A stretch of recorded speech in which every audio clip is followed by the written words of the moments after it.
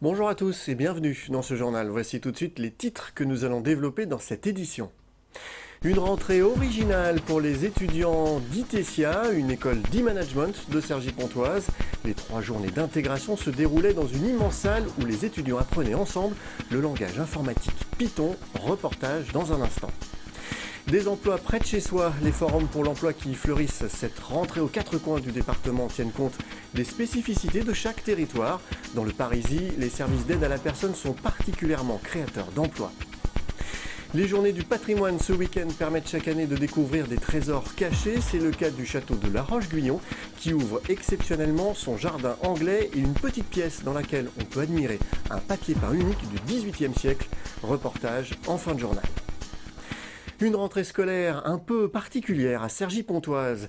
Des étudiants d'ITESIA, une école d'e-management, ont retrouvé les bancs de l'école dans une grande salle de Visage du Monde pendant 3 jours, sous un format particulier, une piscine Python, un séminaire d'intégration original qui doit leur permettre de maîtriser le langage informatique Python dans une ambiance, vous allez le voir, un peu folle. Florian Philippe. Tous derrière leur écran, ces dizaines de jeunes ne participent pas à une compétition de jeux vidéo, mais à un cours d'informatique. Réunis à Visage du Monde à Cergy, ces étudiants d'ITESIA, l'école du e-management de Cergy-Pontoise, font leur rentrée. Une rentrée pas comme les autres. C'est leurs 3 premiers jours de cours. Et ces 3 premiers jours de cours, on les a voulus un petit peu différents. On appelle ça une piscine. Alors, il faut faire attention au mot piscine. Dans certaines écoles, ça sert à sélectionner les élèves. Ici, les élèves sont déjà intégrés, admis à l'école.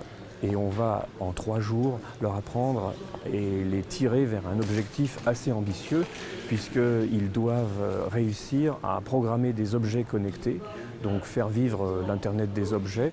Une piscine qui permettra à ces étudiants de 3e année de licence de manager en ingénierie informatique d'apprendre Python, un langage informatique complexe, un apprentissage dans un contexte plutôt détendu. Moi je trouve ça bien parce que ça permet de rassembler des gens d'univers un peu différents, puisque moi je viens faire un BTS SEO, mais il y en a qui viennent faire donc BTS Slam, c'est-à-dire que de la programmation, ça permet un partage de connaissances. Donc là pour le coup c'est plus les développeurs qui vont nous apprendre quelque chose.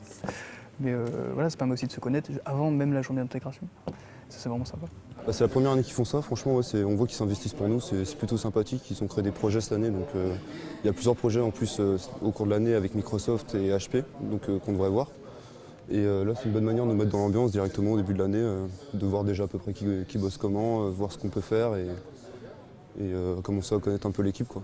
Sur ces 3 jours, ils vont devoir travailler en équipe pour arriver au meilleur résultat possible.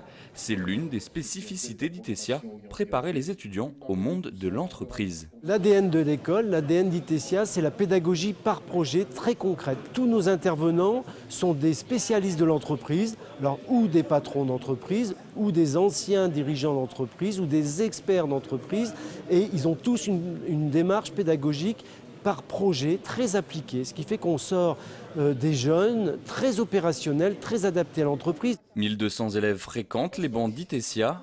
Dans la filière informatique, 56% des élèves trouvent leur emploi avant même la fin de leurs études. Quelques places sont encore disponibles pour cette nouvelle année scolaire.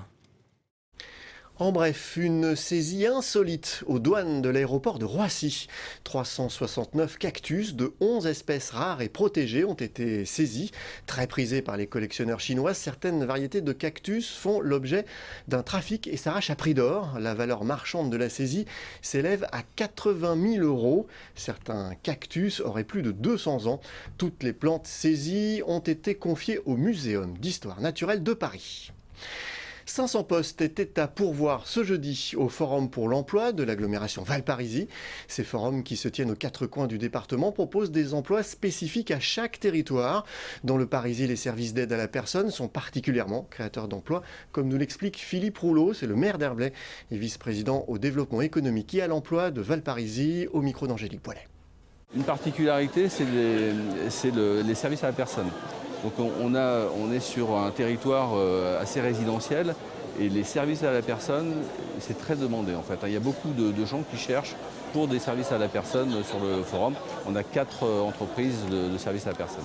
Je trouve que c'est extrêmement important qu'au niveau local, l'emploi c'est l'affaire de tous. Nous on connaît bien le tissu économique, on connaît bien les entreprises, les commerces, tous les partenaires qui sont susceptibles d'aider ceux qui recherchent un emploi. Et notre rôle, À nous, l'agglomération Valparisie, c'est de les mettre en contact donc, avec ces demandeurs d'emploi. Chaque année, les journées du patrimoine permettent de découvrir des lieux insolites cachés du public. C'est le cas du château de La Roche-Guyon, qui ouvre exceptionnellement son jardin anglais et une petite pièce dans laquelle on peut admirer un papier peint unique du XVIIIe siècle. 2 trésors cachés que nous présente en avant-première Philippe Pémal. Bien caché dans une antichambre du château, c'est un trésor en péril qui va s'ouvrir exceptionnellement au regard des visiteurs ce week-end. Un papier peint unique du XVIIIe représentant des scènes de la vie quotidienne en Chine.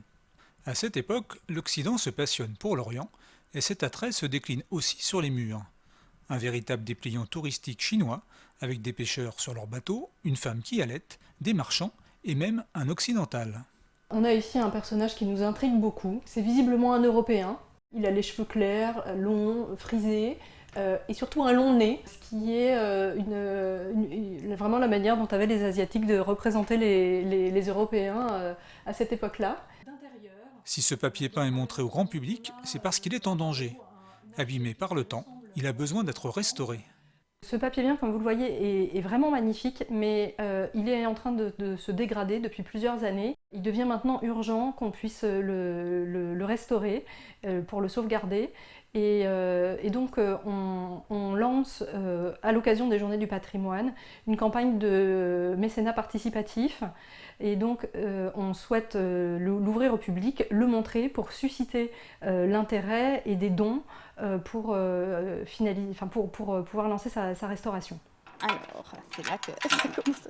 Rarement ouvert au grand public, un autre vestige du passé s'ouvre pour les Journées du patrimoine, le jardin anglais.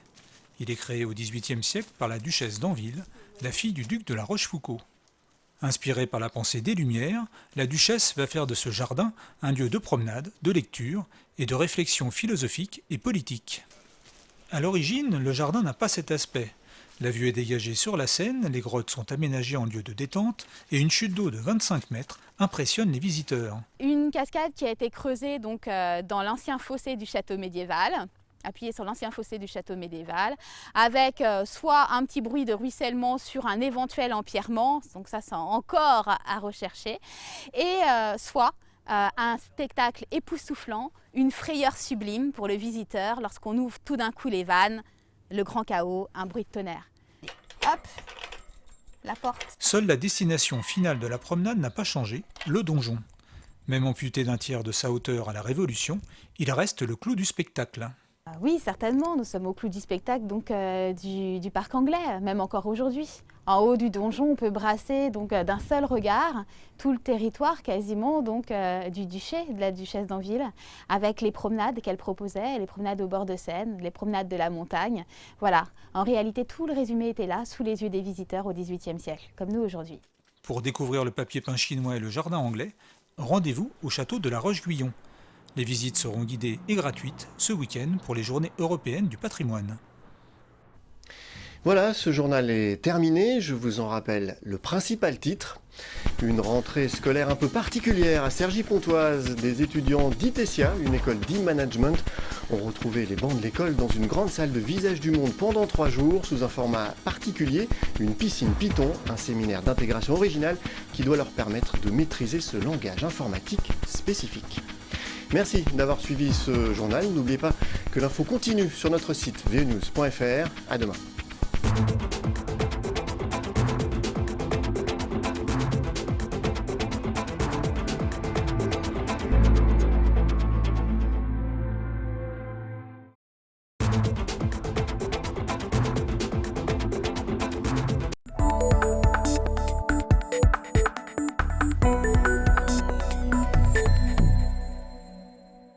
Et le passo doble, c'est très carré, hein, donc c'est pour ça qu'on compte. 1, 2, 3, 4. Pour Aurélie et Sylvain, le passo doble n'a plus de secret. Ils maîtrisent cette danse pour une bonne raison. Ils sont champions du monde de danse latine 2015 dans la catégorie amateur des plus de 30 ans. Pour gagner cette compétition, ils ont obtenu la meilleure moyenne sur les 5 danses du concours, le passo doble, la samba, le cha-cha-cha, la rumba et le jive. Pour arriver à un tel niveau, les rôles de chacun sont bien précis. Mon rôle, c'est le guidage, le tempo et la mettre en valeur. Moi, je lui transmets un message, il faut qu'elle arrive à le passer juste dans les doigts et la paume de la main pour qu'elle, derrière, elle se sublime. C'est ça, moi il va falloir que je réceptionne son information, ce qu'il va pouvoir m'apporter, il va falloir que je m'en serve et que je m'étire à mon maximum et comme il dit, me sublimer au maximum de façon à ce qu'on puisse avoir une figure bien terminée, lui qui l'a envoyé, moi qui l'ai terminé.